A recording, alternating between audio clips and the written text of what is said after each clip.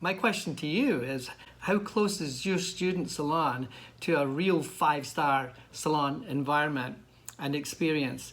Is it really, really good? Is it really like a five-star salon or spa? I think a lot of us need to stand back because we're a bit too close to the problem, or a bit too close to the everyday working day. We get busy being busy, and we don't pay attention to some of these things. So it's nice to be able to take a step back and look at your salon spa independently from a school point of view, and take it from a salon point of view. And how close is your salon clinic to a real salon? Very important, because that environment is the environment that we're putting them out to. And we need to make sure that there are no surprises when they graduate, and that they actually are really ready 2 or 3 months before they graduate to actually hit the ground running. Very important. So how much does a student want to earn, for instance, in the first year after they graduate? I love asking them that question because that's really, really important to them.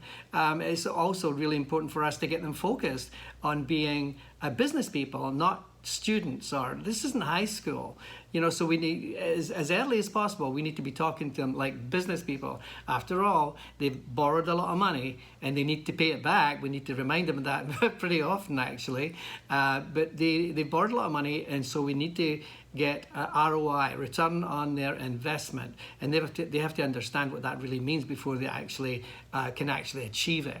So I love going in at the beginning of their time when they're with you, the first 2 or 3 weeks, and asking them what they want to earn in the first year. And I take an example of $50,000 a year, because it ranges when you ask them, it ranges from $10,000 a year to $1 million a year. The answer is they have no idea, especially at that time in their career. But we take an example of $50,000 a year, and that means that if they're in a commission salon, for instance, as an example, they would be paid 50% commission, and they would have to get the $50,000, they would have to bring in a revenue about $100,000 a year.